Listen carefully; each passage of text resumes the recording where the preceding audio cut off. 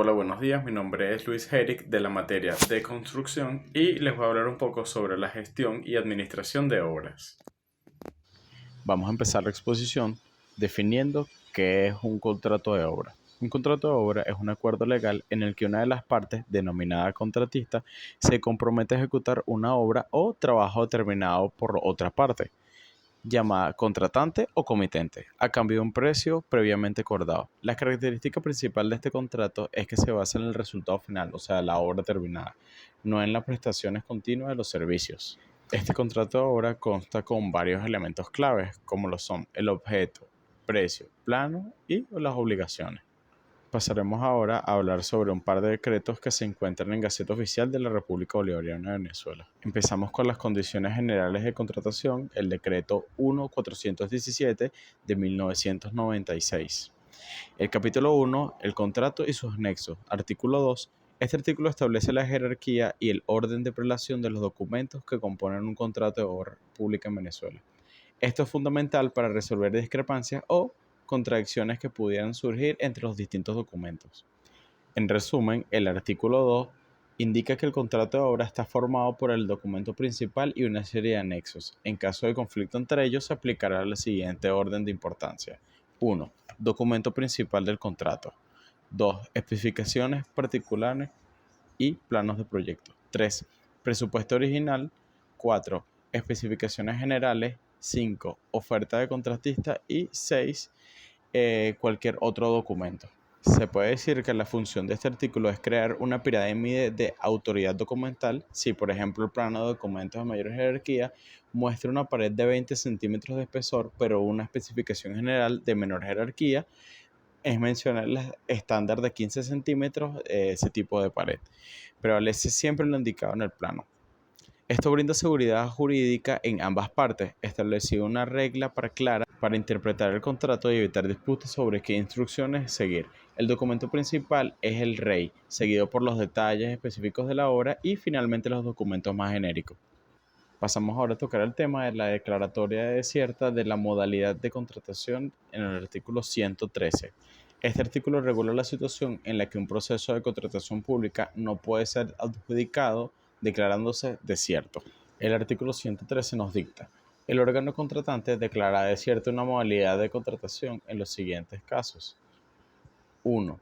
No se recibió ninguna oferta en el plazo establecido. 2. Ninguna de las ofertas presentadas cumple con los requisitos, tanto técnicos, legales o financieros exigidos. 3. Las ofertas que cumplen los requisitos exceden significativamente la asignación presupuestaria que tiene la entidad de contrato. ¿Cómo podemos explicar esto? Bueno, declarar un concurso desierto es un mecanismo de protección para la administración pública. Su propósito es asegurar que los fondos del Estado se usen de manera eficiente y transparente. El caso número 1. Fácilmente lo vamos a decir de una manera más corta. 1. Que no existen ofertas. 2. Que el caso no cumple por la razón que sea. Y el número 3 es precios muy altos. Pasaremos a definir la figura tanto del ingeniero residente como la del ingeniero inspector, que profesionalmente son clave en cualquier obra, pero cumplen con roles y lealtades distintas. Empezamos con el ingeniero residente. Es el representante técnico del contratista en el sitio de la obra. Su función principal es dirigir la ejecución de los trabajos para asegurar que se cumpla con el tiempo, costo y calidad, defendiendo los intereses de la empresa contractora.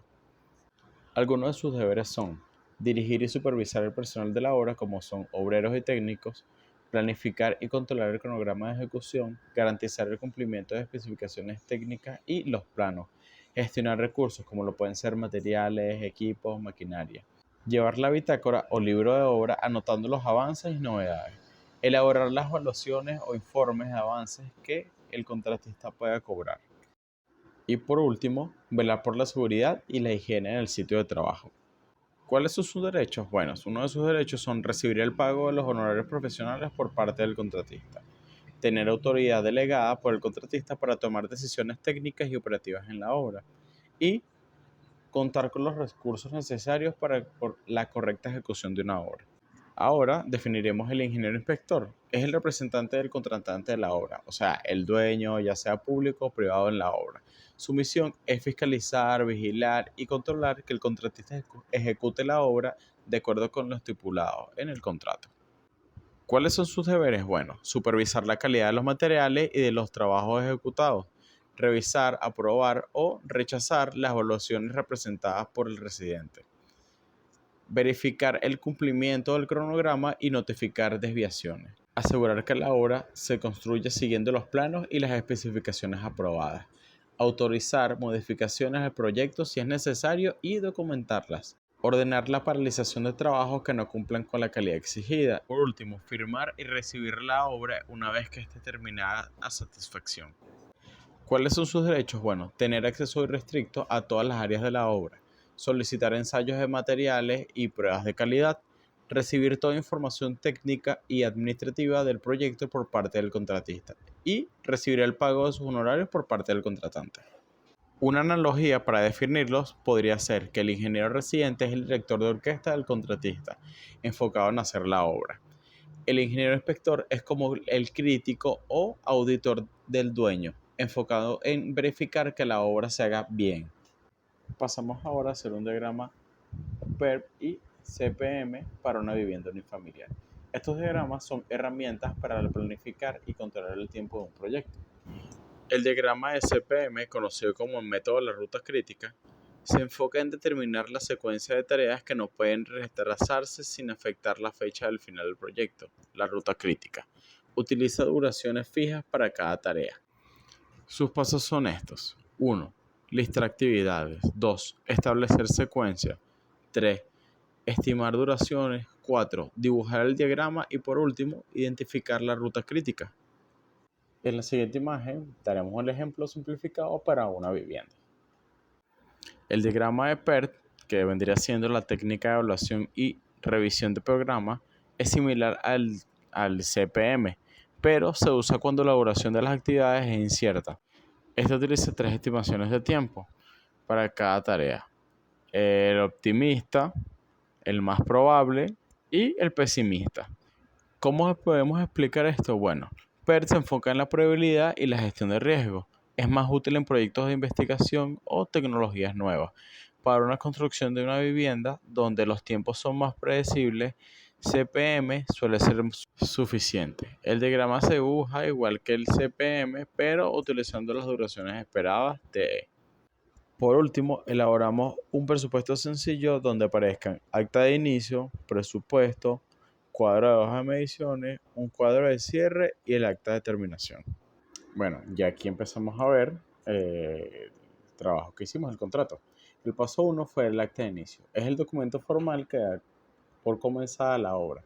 Fija la fecha de inicio y a partir de la cual empieza a correr el plazo de ejecución. El paso 2 es el presupuesto. Es una lista de todas las actividades partidas con sus cantidades, cómputos métricos, precios unitarios y el costo total. Aquí tenemos un ejemplo también. El paso 3 es el cuadro de hoja de mediciones para cobrar una evaluación. El documento que demuestra la cantidad de horas ejecutadas en un periodo, por ejemplo, una semana. Para solicitar el pago debe ser verificado y aprobado por el inspector. Paso 4. Cuadro de cierre. Al final de la obra, este cuadro resume todo lo pagado y determina el saldo final.